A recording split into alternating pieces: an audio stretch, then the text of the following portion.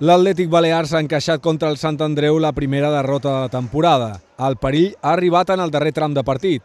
Toni Ramon acarona la diana després d'una passada de George, però el Sant Andreu és qui ha anotat. Guille Torres s'avança a la defensa i supera Morillas amb una rematada de cap. L'equip de Jaume Mut surt del play-off. La penya esportiva avança als mallorquins a la classificació després de superar clarament el potent València-Mestalla. La penya obre el marcador al 45 amb un gol de cap del lateral Pedro Melli. Larry fa el segon pels locals, a la segona de manera impactant. La sentència arriba al 90 quan Júnior Girón, amb un remat acrobàtic, fa el 3-0.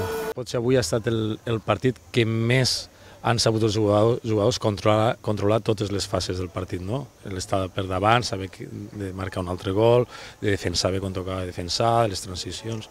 Ho han fet molt bé, això. La Societat Esportiva Eivissa ha aconseguit al Zira la seva primera victòria de la temporada. Navalón ha avançat els de Cassany en el 8. Bengoetxea ha ampliat les distàncies en el 20 de la primera meitat. En la segona, els eivissencs han patit. En el 54, Víctor Sala ha reduït distàncies.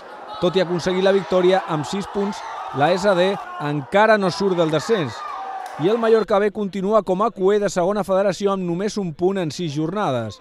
Avui cau davant el filial Perico. Miguel Carvalho ha marcat el 0-1 al minut 28.